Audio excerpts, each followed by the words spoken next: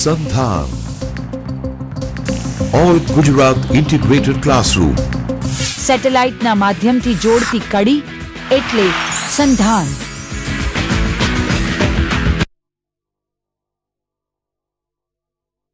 You must be busy for preparing the forthcoming examination. Means soon you will have internal examination, as well. Just after that you will have university examination. And I'm sure that these scope lectures would be, these BISEC lectures would be quite helpful to you in order to prepare yourself for the examination. Our today's topic is acquaintances. All of you know that how much important these acquaintances for you for getting good marks. In addition to this, it will provide you opportunity to come in touch with, to get familiar with many literary works. So this is in paper 212, and let us begin. First of all, let us talk of Autobiography of an Unknown Indian. It is written by Neeraj C. Chaudhary in 1951. It's an Indian writer, and it is an autobiography. It is written in autobiography form. As all of us know that very few autobiographies have been written, and when to write autobiography, that is very important thing. So in this Autobiography Unknown Indian's case, it was written when the writer was around 50, and he has recorded all the major incidents of his life right from his birth, which was in 1897 in Kishoreganj, and it's a small town at present in Bangladesh, till up to age of 50 he has recorded. And in this book what we find, his mental and intellectual development, his life and growth in Calcutta, how he spent his childhood as well as his education in Calcutta. Of course, Calcutta was the prominent city in East Bengal. People used to go to Calcutta during the days of Raj, and so he has talked of how he has nurtured. He has been nurtured, and mentally and intellectually how he developed. So very interestingly and very accurately he has given all the details, and his observation of vanishing landmarks, as we find that cities are changing their shape, their faces rapidly. So in this book we find vanishing landmarks which are getting to decline day by day, and connotation is of course dual, changing Indian situation and historical phases that was making exit of British from India on eminent affair. So this was Autobiography of an Unknown Indian, and it was quite popular, and we can come to know about the overall scenario, contemporary life, and how Neeraj Chaudhary has written. The second book we are going to talk of that is Untouchable. It's a very well known novel. All of you know about the writer, that is Mulk Raj Anand, and this novel was published in 1935. And when we talk of Indian literature or Indian novelist, so in our mind we think of three prominent writers, novelists: R.K. Narayan, Mulk Raj Anand, and Raja Rao. So Raja Rao was one of the leading novelists, Indian writing in English, we find him. And in this Untouchable, he is inspired by his auntie's experience. Once what happened when she had a meal with her Muslim friend, and at that time look at the society, how she was treated. She dared to have meal with a Muslim friend, and with the result she was outcast by her own family. So this incident inspired Mulk Raj to write this book Untouchable, because we find the problems where it lies, caste system, and it is very deeply buried in our society. So need of time is to get rid of this. So Untouchable is a book, that is a landmark, we can say. And actually he argues here, first of all he portrays what is the position and what can be done, and his whole book revolves around that. He is giving argument one after another how to eradicate the caste system. And next is means the protagonist is Baka, a young sweeper who is untouchable because of his his cleaning latrines, his cleaning toilets, and they are considered untouchables, though they are doing important jobs. But we don't we look down them. We don't consider them as human beings. So Mulkraj Anand has talked of that. I am sure it will give you useful information regarding this. In this series, the next novel is The Guide. Guide is written by, it is an English novel written by means Indian trio, one of the writers of Indian trio, R.K. Anarayan, and it is written in 1958. And like most of his work, it is based in Malgudi. And as you must be, I am sure that you must be familiar with Malgudi Days. It was a serial long back. It was telecast on Doordarshan, and it was a quite popular serial. So Malgudi was a fictitious town in South India, and this novel describes the transformation of the protagonist Raju. Raju, he was a tourist guide, and how he turns himself into a spiritual guide, and then he became one of the greatest holy men of India. The novel bagged Sahitya Academy Award for English in 1960. So, and Raju, who was a protagonist, and as his job was to guide the tourists who are coming from abroad, and he falls in love with a beautiful dancer, Rosie, and she was the wife of an archaeologist, Marco, but he didn't encourage her. She was a good dancer and she wanted to make her career in dancing, but that fellow did not entertain her, did not encourage her. So when she comes in contact to Raju encouraged her, and then she decides to follow her dreams and decides to start a dancing career, and Raju became her stage manager, and he had the he knew the tactics, and because of his tactics, Rosie becomes a successful dancer. He gets involved in the case of later on once he becomes successful dancer because of, and Raju started means dominating her, and later on what happens, he was involved in case of forgery and he was sentenced to 2 years prison. After that, once when he was released from the prison, and while passing through a village, he is mistaken for a sadhu, as he does not want to return in disgrace to Malgudi because he has earned a bad name. Because of that reason, he didn't want to go back to the Malgudi, so he stays in an abandoned temple, and lives as a holy person, as a saint. And after that happens, after some time, there was a famine in the village. People were not, there was scarcity of water, so Raju was expected to keep fast, and Raju keeps fast in order to make it rain. After several days, and due to the media coverage, the huge crowd gathered, and Raju was fasting, and after several days, one day he went to riverside for his rituals, for performing his daily rituals. His legs sagged down, and as his legs started sagging down, he feels that rain is falling in the hills. So here in the end, we don't know exactly, means the novel does not give any answer whether he died or whether the drought has come to an end. So this was means a guide, and on this novel movie, The Guide, means in which Devanand has also worked, was produced. Our next novel is The Walled City. You can look at this picture. It's a Gujarati version, and written by it's Esther David. She belongs to Ahmedabad, and I am sure many of you would have gone through the story, especially in Gujarati. Bheet means wall, and as all of us know that Ahmedabad is once upon a time termed as the walled city. Means as we talk of walled city, means old Ahmedabad, and here she portrays the minuscule minority community, that is Jewish community. She was a Jew, and she talks of how they live their life. Means if we go through this, then we come to know about their lifestyle, about their rituals, and many other things.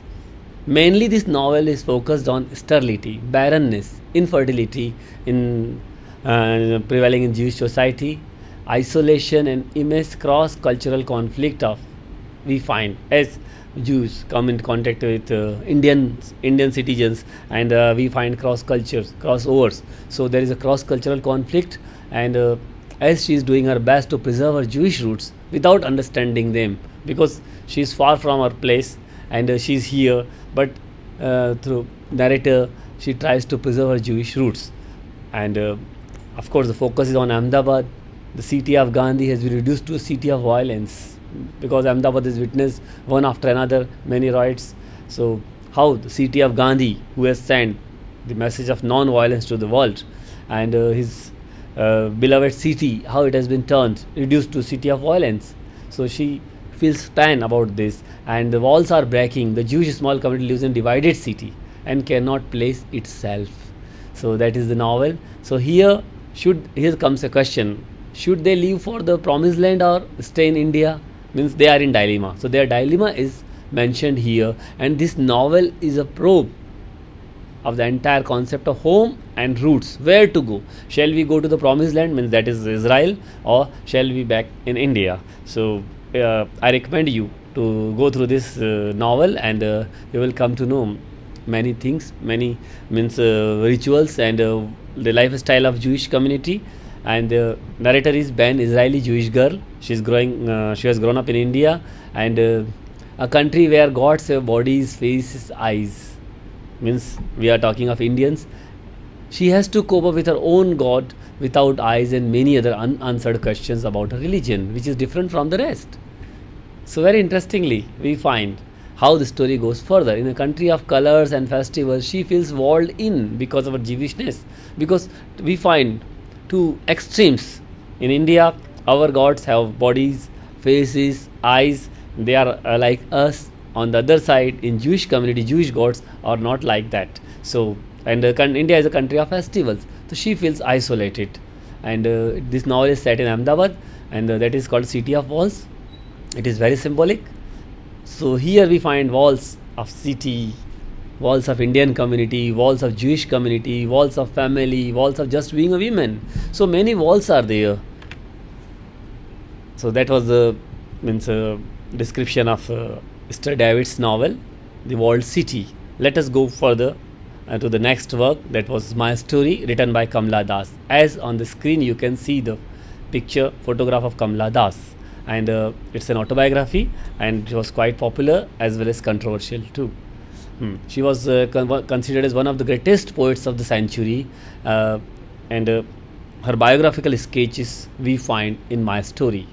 And she was outspoken and very frank, and this is what reflect in her writing. And she's frankly talked of extramarital relations, and led on to the book becoming a cult classic, we can term it, and it was very popular. Kamala is believed to have portrayed her own life in My Story. Kamala is she has portrayed her own life. Story thread is that a young woman writer who is much younger than her highly placed husband. He was not much educated formally, but with such a literary background and formal education ceases to matter. So actually what happens, this story, means protagonist exposes her bored life, monotonous life, and she wanted to get rid of this. She wanted to come out. She wanted to live her own life, and she has talked of, first of all, she exposed how boring, how monotonous is the life, and then she talks of the physical affairs she has with man outside the marriage, outside her married life. So, and she does not get hesitated in order to give description of that, and how. And later on what we find, how she has got disillusioned with the male gender in general, because she wanted what, but she couldn't get. So there was a disillusionment we find in her writing. And this is the first book in India which so openly talks of sex, which is termed as taboos till today. But she has talked very frankly about sexual desires of an average Indian woman, because when it comes to women, what we find, so it is said that Indian women, they suppress, they don't want to say, they try to avoid these subjects. So, but Kamala Das, very boldly she has talked of all these things, and this subject is still swept under carpet, we can see, and it has been read eagerly since its first edition in 1977. Means First time it was published in 1977 and eagerly read, means right from that first edition. And the novel first published by Current Books in February 1973. It is being published by DC Books from in August 1982, and English version was published in 1977 by Sterling. Many changes were made in the manuscript, and this book has got published by HarperCollins India since 2009. So this was the story of Kamala Das, means her autobiography, in which she has very boldly talked of all her experiences, her extramarital relationship, her monotonous life, how life had become meaningless for her, and means she didn't want to hide anything from her reader. So in that way we can say that she was very honest. Our next book, many of you would be familiar with this, that is Discovery of India, and no need to tell you the title. Title means who is the author of this book, as it is mentioned in the picture which is before your eyes. If I ask you who is that fellow shown in the picture, many will raise their hands, and they will say it's a picture of Pandit Jawaharlal Nehru, our first Prime Minister. So this book was written by our beloved Pandit ji, his nickname, and he was our first Prime Minister. Now question comes, when did he write? So this book he wrote during his prison years in 1940 to 1946 at Ahmednagar jail in Ahmednagar Fort. Means he was confined to that jail, and during that period he started writing, and he wanted to say, means he wanted to talk of India, and of course it's a classic in India, and it was published in 1946, and broad way of Indian history, means in broad aspect he has talked of Indian history, philosophy and culture, and as he was a liberal and liberal Indian fighting for the independence of his country. So how these means history, philosophy and culture is viewed by a liberal person, liberal Indian who was fighting for the noble cause, for the freedom of their country. So Panditji has talked of, and the flow of language is quite fascinating. Once we take book in our hand, we cannot leave it aside for minute even.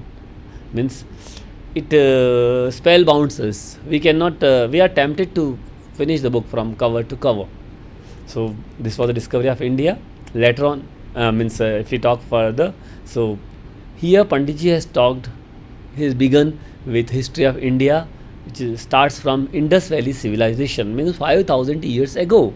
Then covers the country's history from the arrival of the Aryans to government under the British Empire. Means he has taken the broad canvas right from Indus Valley civilization, Sindhu Ghati Nikhin, if we talk in Gujarati, right from that Aryans came to India, and then Vedic culture, and then different periods we find there, Gupta period, Mughal period, Maurya period, and Lodi dynasty, and then Ghulam dynasty, Mughals, and finally Mughals are followed by Britishers. So till the Britishers arrival, everything is mentioned here. And what he says in this book, that India in the past was a country that lived in harmony and peace. Means Indians always lived in harmony and peace. This is what he has emphasized in his book. And what he said, evils of society corrupt the people, and effect of these various people on Indian culture and the incorporation in society is examined. Because in Indian culture we embraced everyone who had come from outside, and what is the impact of different type of people. They came to India and they got settled here. So the book has talked of all these things, but has examined all the incorporation of the those who are foreign to us in Indian society was examined. Secondly, the book analyzes the philosophy of Indian life in depth. In-depth study of Indian philosophy we find in Pandit Jawaharlal Nehru's book, and he was an excellent writer, and as I have talked of flow of writing, his language is very fascinating, and if he had not become a Prime Minister of India, he would have become an excellent writer. Means we had been deprived of an excellent Indian writer because of his active politics. So this was the description of discovery of India. Our next book is again when we talk of literary canons, this book we will find in the front, and that is Gitanjali, and in bracket Gitanjali Gujarat means in Bengali how it is written, that is what shown, and the cover page is also shown there. Rabindranath Tagore, Gurudev, and he has written this book, and in this book we find collection of poems, and originally it was written in Bengali, and it was published in 1910, and it had 157 poems. The English Gitanjali or Song Offerings, in English it is also called Songs Offerings, is a collection of 103 poems of Tagore's own. Okay, Tagore's own translation means Tagore he himself translated these his Bengali poems, and got published in November 1912 by the Indian Society of London. Translation of 53 poems from the original Gitanjali, Bengali Gitanjali, as 50 other poems which were from his drama were accommodated in this book, and only Nobel laureate so far as literature is concerned is Pandit Gurudev Rabindranath Tagore, and he was awarded Nobel Prize on this book Gitanjali. Next is, and you might have read some of the poems on prayer. Let my country be awake, let not be in fear, means he was the person, he was one of the spiritual leader who fired the people's imagination, and people got inspiration from Gurudev. Next book, Hind Swaraj and other writings, written by, as you can see on the screen, written by M.K. Gandhi, and it was edited by Anthony J. Parel and published by Cambridge University Press. Hind Swaraj, Gandhi's book, and first time Gandhi talked of his own life mission. What is the mission? Hind Swaraj. Swaraj means our own rule, our self-rule, and the book is divided into 20 short chapters. Very small book, and I strongly recommend you to read this book. So we'll find nowadays means impact of globalization, and we are living in the age of capitalism. So what are the Gandhi's thoughts? And he wanted to make villages, means he didn't want that villages should look at cities for their fulfilling their needs. So here 20 short chapters are there. 11 of them deals with historical reflections, while the rest with the philosophical ones. In historical reflections, what we find, it begins with assessment of the contribution of Indian National Congress towards the rise of Indian nationalism. Indian National Congress, which was established in 1985 by a British A.O. Hume, and how means this Indian National Congress has contributed towards the rise of Indian nationalism. Gandhi has talked of all this in his book. In 16th and 17th chapter, focus is on non-violence. Gandhi talks of futile, violent revolutions, and he says that world has witnessed many revolutions, but we couldn't get concrete solutions. So need of our is to have a weapon of non-violence. So what he says, he emphatically says that violence is futile, and need to use ethically sound means satyagraha, satyanuagraha, to attain independence. Additional means of attaining independence means educational reforms in chapter 18, and technology appropriate to India's need is given in chapter 19 are discussed. Many people say that Gandhi was against the technology, but I suggest to you that if you read this chapter 19, then you will find that what were Gandhi's real thoughts on technology. Gandhi was not in favor of this, that we should blindly use technology.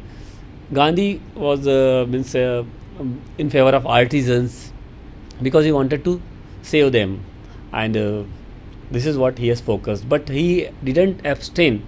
He didn't want to get refrained from the use of technology. If it is appropriate, then he emphatically says that we must use it. In chapter number 20, we find the practical proposals to the moderates, the extremists, and new middle class in English. So if you read this chapter number 20, you will find that he has provided practical solutions. Means Gandhi was not like other leaders, other day-to-day leaders. Means there was no difference between saying and doing in Gandhi's case. And what we find that first of all, he applied all these things, and he gives what can be done. He has provided models for those who are moderate ones, for those who are extremist, those who are those who belong to middle class. For all of them, we find something concrete. So, if you read it, you will find really what is Gandhi. Nowadays, means Gandhi is ridiculed. Gandhi, question comes, where does Gandhi belong to? Because people questions Gandhi's. In Gandhi's means Gandhism is being questioned. His non-violence is being ridiculed. But we can see in the rest of the world also non-violence movement. In America, blacks struggle. They also applied this non-violent techniques, and also they are enjoying now means freedom. They have got more rights after that non-violence movement. And so this was the Hindu Swaraj. Next, the book is The White Tiger, and that was a debut novel of an Indian author, Arvind Adiga, and it was published in 2008. And in the same year, this book was awarded the Man Booker Prize. Darkly humorous perspective of India's class struggle in globalized world, we find. And as told through a retrospective narration from Balaram Halwai, a village boy. Here, Balaram's journey we find from his village to Delhi, where he works as a chauffeur to a rich landlord. Balaram becomes chauffeur, means a driver to a rich landlord, and then he moves to Bangalore, place where he flees after killing his master and stealing his money.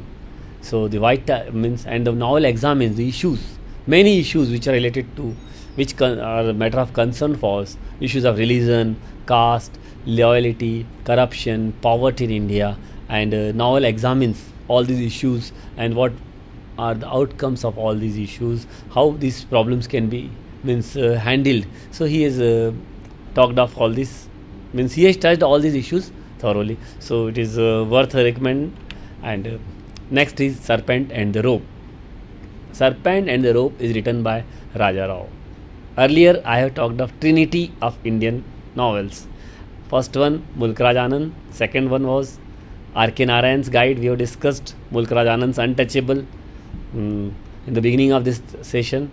I talked of. Now the third one is the Raja Rao, and he has written this book, Serpent and the Rope, and it's novel about a young Indian student's encounter with Europe soon after the World War II.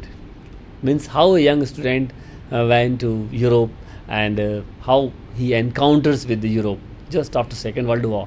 Means racket Europe we find.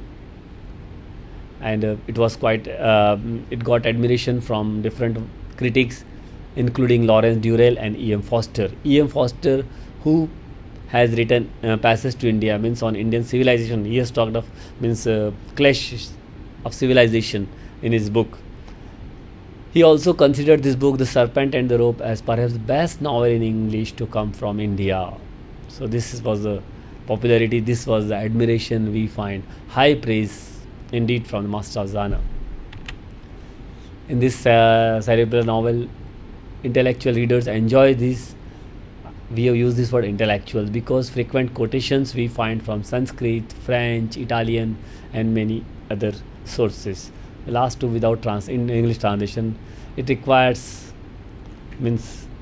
some extra efforts on the part of ordinary reader. So those who are well read in Sanskrit or French, they can easily get clue. But for ordinary reader, it's a bit it proves to be a bit obscure. The author's style is felicitious and descriptive passages. We find whether he gives description of Banaras, the holy city of India, or he talks of Cambridge. These descriptive passages are both eloquent and witty. Use of witty language we find. At the same time, the dialogues are often erudite, sometimes contrived. So comparatively, those who are working in comparative literature, they find this book very interesting, useful. Sloppy use of diacritical marks in Sanskrit passages, as well as the obvious Dravidization of the language. So it is very useful book for comparative literature and religion. Next is Savitri, a legend and a symbol. It's an epic poem written in blank verse by Sri Aurobindo, and it has been written into two parts. First one was published in 1950, second was in 1951. It was based on theology from Mahabharata. our epic, one of the famous epics. Its central theme revolves around the transcendence of man as a consummation of terrestrial evolution and emergence of immortal supramental gnostic race upon earth. Means he has talked of consciousness, many layers of consciousness, and this book was, you will be surprised to know that this book was revised 18 times in before getting published, and it took nearly 50 years for completion. You see how much effort has been made. 18 times he revised this book. So we can take inspiration from, consists of 12 books and there are 49 cantos. When we talk of lines, there are approximately 24,000 lines. And the author's note, actually he wanted to give, but he could not, and but he has given effective summary in the beginning. In all its versions we find, so it gives us about glimpses of what we find in this book, and this book was remained unfinished. Our next title is Train to Pakistan. Train to Pakistan. You must be wondering, is it a title? Yes, it's a historic. It can be called a historical novel, as it is based on incidents of partition massacre took place in 1947, just after the independence of India, when India was divided, bleeding into India was divided two parts. India was bleeding, humanity was crying. At that time, Khushwant Singh, means on that incident, Khushwant Singh has written this novel, Train to Pakistan. It was published in 1956 and recounts the experience of partition. He didn't want to describe political issues in this, but he wanted to give individual or human touch, human element or understanding to aspects of historical events which tend to be either ignored or not covered effectively in the texts. Means train to Pakistan. At that time, trains were sent from Pakistan to India and India to Pakistan. Means trains full of dead bodies were being sent from Pakistan to India, and here people were also moved away and they wanted to take revenge. And here, some of them did their best to blow the train which was going to Pakistan, but many of them were there, and that's why we have talked of human element here. So they did not allow them to get it blown up.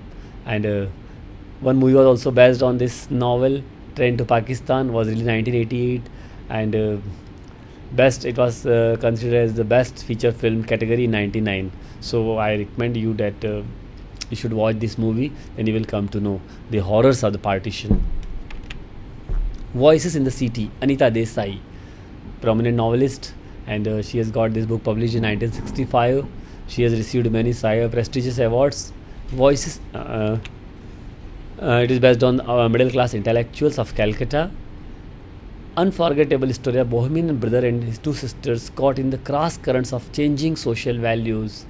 Middle class dilemma we find in her writing, and this story reflects a vivid picture of India's social transition. Means we are living in the age of transition, a place in which our older values are not altogether dead and the emergent values are not fully evolved. So we find this period is transition period. Means older values still alive, they are not altogether dead, and emergent ones not fully evolved. So, and the novel describes the bitter effects of the urban living upon an Indian family brought up in luxury and significant magnificence. Actually, what happens? Those who are living in middle class, how do they live life? What is the meaning of their life? And what about others, rest of the people? What are their thinking? Those who have struggled a lot, so what is their mindset? Or generation clash, we can say, that is also described in this novel. So that is Voices in the City. Means different voices are heard in the cities, and we cannot ignore them. We will have to give our ears to these voices. Next is Golden Threshold. Golden Threshold is written by Nightingale of India, Sarojini Naidu. Gandhiji gave her this title, this name, Nightingale of India. This book, Golden Threshold, was published in 1965, and philosophy and poetry, means philosophical poems, we can say, we find, or glimpses of philosophy, means in-depth study of human beings we find in Sarojini Naidu's book Golden Threshold. And as I have talked, that she was a poet, an activist, and also politician, and she was the first woman to become the president of Indian National Congress. In this, she started writing very early, and she has composed many volumes of poetry, which are still famous to this day. And I am sure many of her poems would have been read by you people, and we find some sort of inspiration from her writing, and a beautiful love song as well as many other moving verses we find in her in this anthology. All of them give insight into the mind and heart of heart and mind of this hugely important influential women. These poems is split in three categories: folk songs, songs for music, and songs for poems. Means she has talked of poems, folk songs, and music, songs for music. So we can divide this book into three parts. So if you read this, you will find you will come to know about the depth of her writing. Next novel is poem written by Ramanujan, 1966, and Striders are the first frontline proofs of the presence of marine life in any natural waters. Title poem is Strider is a title poem. Touch of humor along with profound philosophical thoughts we find. Diaspora sensibility means people are uprooted. They are getting migrated from one place to another place. No option left because we are living in 20th century. So diaspora sensibility we find in her early poetry, and haunting nostalgia and memory of getting uprooted and identity crisis we find. Those who migrated from one place to another place, what we find they struggle for their identity. They want to know from where they belong to, because they are uprooted from their culture. So that is their agony, their pain we find in this collection of poems. And he has talked of, and as I have said, that first frontline proofs of the presence of marine life in any natural waters. Next is very interesting as well as popular writer Chetan Bhagat's 5 Point Someone, What Not to Do at IIT. Many of you would have read it either in the book form, or you must have watched the movie Three Idiots that is based on this. And it was published in 2004 by Chetan Bhagat, alumnus of Indian Institute of Technology, Delhi, and IIM Ahmedabad. What Not to Do at IIT means it is set in IIT Delhi in the period 1991 to 1995, about the adventures of three mechanical engineering students: Hari, the narrator, Ryan Oberoi, and Alok Gupta, who failed to cope up with the grading system of IITs. And how do they struggle? If you have watched that movie, then you know, and that is a take on our education system, what it should be. Instead of mechanical or stereotype educational system, if we inject some innovative, then we can bring forth good result. So 5 Point Someone is quite interesting, and it is narrated in the first person by Hari, with some small passages by his friends Ryan and Alok, as well as a letter by Hari's girlfriend Neha Cherian. This novel deals with lives of three friends whose elation on making it to one of the best engineering college in India is quickly deflated by the rigor and monotony of academic work. Means monotonous academic life, stereotype atmosphere in academic surroundings, academic campuses we find. So this book deals with numerous attempts. These three, they also try to make many attempts, and they want to beat the system, or they want to cope up with the system. As well as this book has talked of fling with Neha, who has just happened to be daughter of Professor Cherian, the domineering head of mechanical engineering departments. So many similarities we find in Three Idiots, and you must have enjoyed this book. And of course this book provides some sort of insight for those who are working in academic scenarios.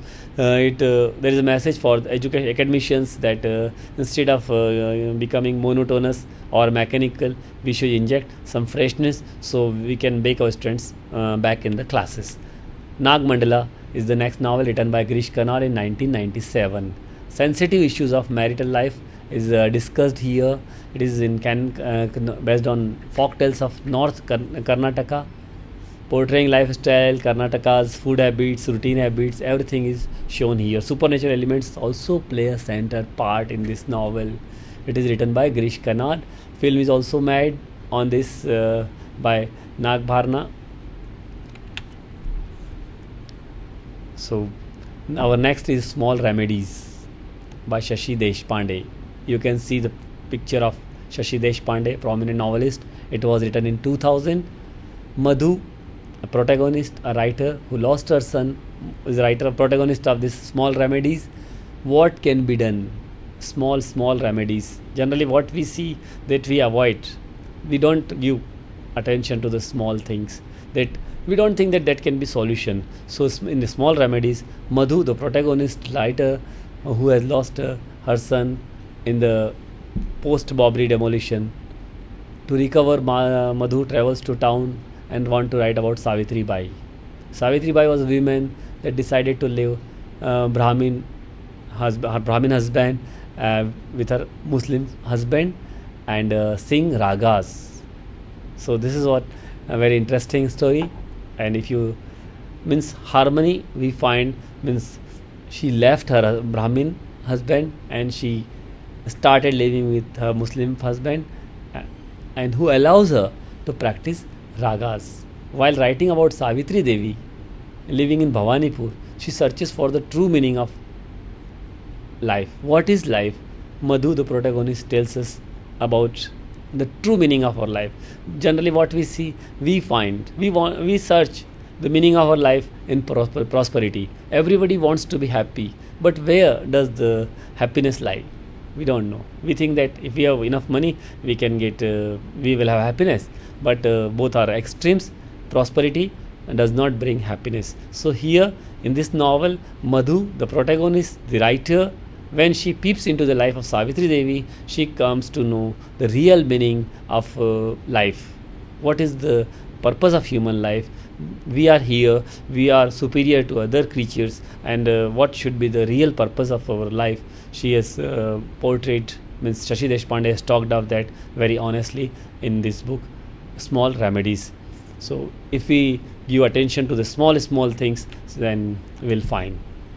If you go further, the narrator Madhu means tortuous journey and tangled web of life, we find amnesia. The book works at different levels: personal, the worldly, women's rights, communal violence, motherhood, adolescence, and whatnot.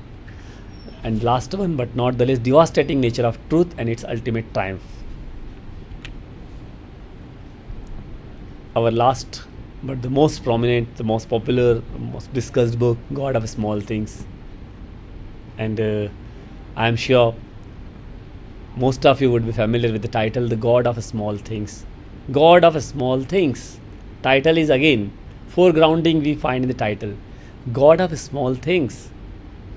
If you means in Chomsky's way, if you talk surface meaning and deep meaning, deep structure and surface structure. God of Small Things. What does it suggest? It is very suggestive. If you read the book, you find. Let me talk of this novel to you. It's a debut novel of Arundhati Roy. She lives in Kerala and she wrote this novel in 1997. In this novel, she has talked of her childhood experience of fraternal twins, okay, whose lives are destroyed by love laws that lay down who should be loved and how much. Means fraternal twins' lives are being destroyed. Means love laws. Means in our society we have framed some laws, do's and don'ts, that we should do this, we should not do this, we are not allowed to get married to the person of same clan. So who should be loved and how? Means who will decide? We cannot decide. Somebody else will decide. How much love? That is not in our hand. We are dictated by others. So this novel is a description of how small things in life affect people's behavior and their lives. Means if you do not, actually what happens, we make our life havoc because we are not paying attention to the small things. If we pay attention, then definitely we find. If we try to go on avoiding things, then we find that how they have affected our behavior, our life. This book won the Booker Prize in 1997. You can see the title here, and it is also very suggestive. This is God of Small Things. Takes place in a town, in a remote town of Kottayam district in Kerala, Ayamanan.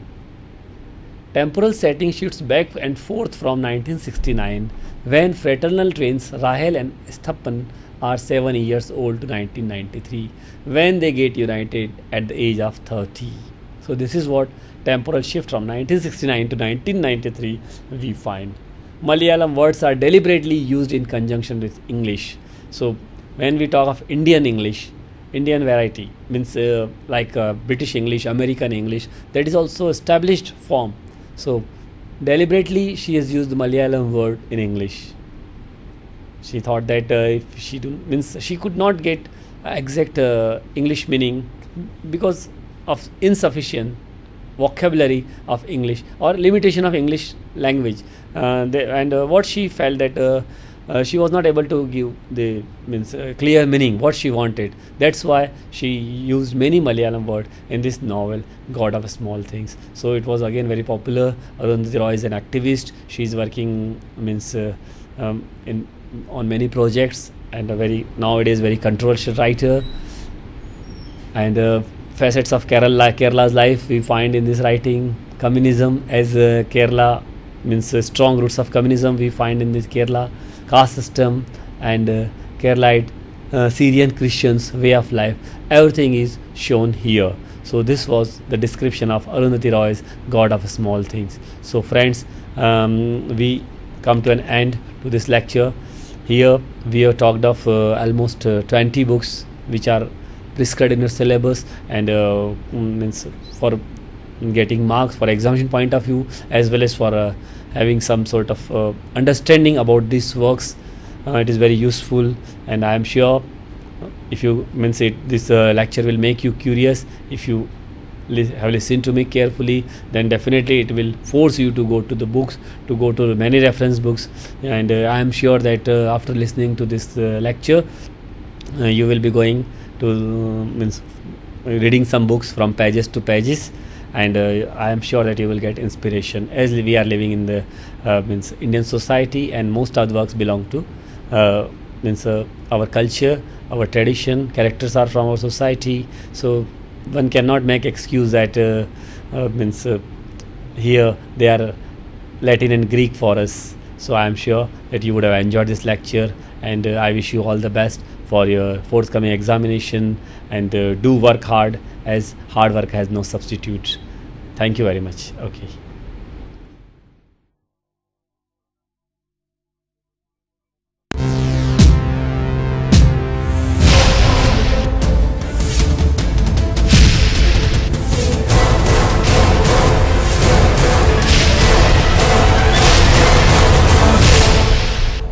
Sandhan, All Gujarat Integrated Classroom. સેટેલાઇટના માધ્યમથી જોડતી કડી એટલે સંધાન.